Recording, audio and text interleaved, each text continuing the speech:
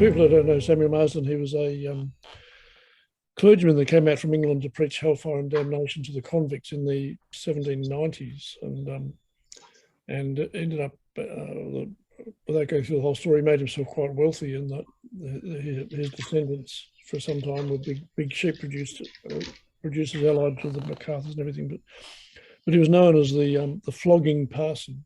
That's right. But oddly enough, it's a really interesting story. My uncle, who was a historian, when he was young, just gives an idea how short the history of Australia is, or the period of white settlement is. When my uncle, he's no longer alive, but when he was young, as a child, he met an elderly aunt who remembered knowing Samuel Marsden. So that's pretty amazing. So my uncle told me what his great aunt knew about Samuel Marsden. It's just, it's a short period of time, really. So it seems like sort of ages and ages, but it's not long. Okay, now this is a bit of a journey. I originally wanted to go, the Andaman Islands are on the right here, and the Andaman and Nicobar Islands are this chain going between Sumatra and Burma, and they belong to India.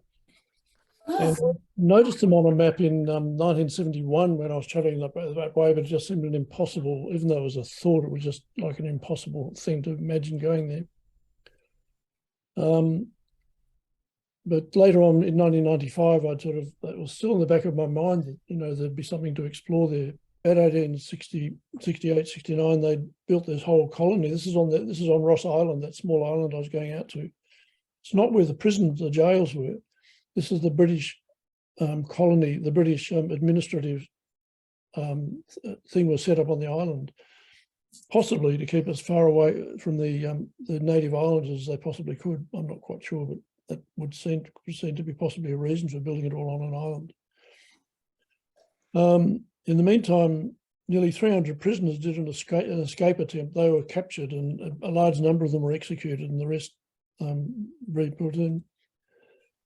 In 1872, this is a few years after that, this whole thing was just chaos after chaos in the British administration, clearly. It was always going a bit rough.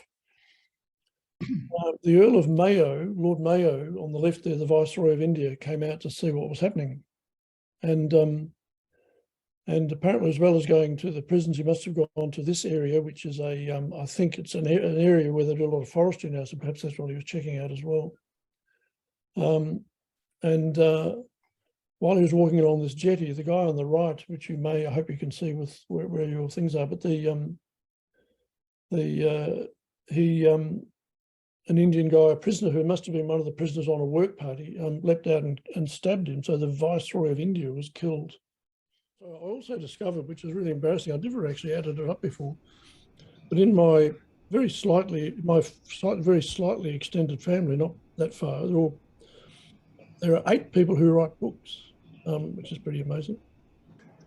What's driven people to do all these things that they amazingly do? And this is in Victoria now. This is the Moths of Victoria, 5 parts of the Moths of Victoria, with a couple of thousand moths in that collection. There are about sort of at least 10,000 moths in Victoria that most people don't know. This is another book of the moths of the Gippsland Lakes, done by some of the same people. This one's actually butterflies and moths, so there are only moths there. So that's another one of the books from that area of my bookshelf. I've got heaps of these sort of things which I never get time to read and learn and go through everything, and some of them I hardly ever open, but I just can't not be attracted to them. This is a very recent one done from Castlemaine, from the Friends of Boxheinbach Forests there, the mosses of dry forest. And these are people just on their own bat, and they go out, and it's a beautifully put out book showing not just what each moss is and what about, but what it looks like in a clump, what it looks like closer up, what it looks like very close up. I mean, they're just amazingly sort of, these people that just get into all this stuff.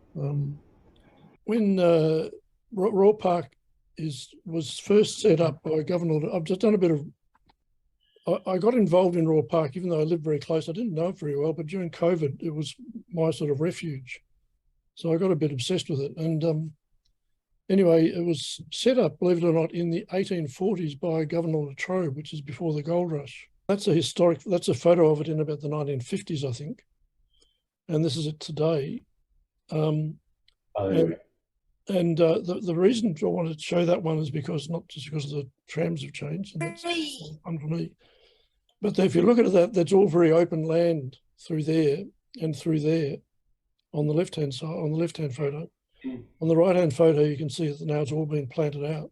Yeah. This is the great thing about Royal Park, is they, over a long period of time, they've absolutely been transforming it back to its native bush. Sure. And to show you it again, I mean, that's a much earlier photo of the tram line through Royal Park. And that's what some of the tram line looks like now. It's really quite a lovely little bit of a tram ride. And there are bicycle paths, of course, all the way through it. And that's actually the big Melbourne sort of bike path that goes through to Northcote and places like that, and eventually down to the city. But some of the transformations have just been spectacular. This is called one of the native garden areas, and they call it native garden, but they've actually been natives from all around Australia in this garden, as in this patch here. And they've left the native, like that's a Moreton Bay fig. They've left anything that's native Australian, but they've taken out a number of huge pine trees and quite little, and they've all become mulching for these new gardens. They discovered that these quite rare skinks, well, very rare in Melbourne, they're not necessarily rare elsewhere, a white skink, were living in all this rubbish, and that was the only place they decided not to live. So they realised that they liked a rubbly place. They've now redone all this area in native plants, but also just big lumps of basalt rocks and things to recreate its habitat. They've also, on this part of the fruit, well, there are a number of lakes through the whole place, but they've done some really spectacular sort of native wetlands in this far western part beyond the railway line. And they're often bird watchers there, looking at all sorts of birds and things that turn up.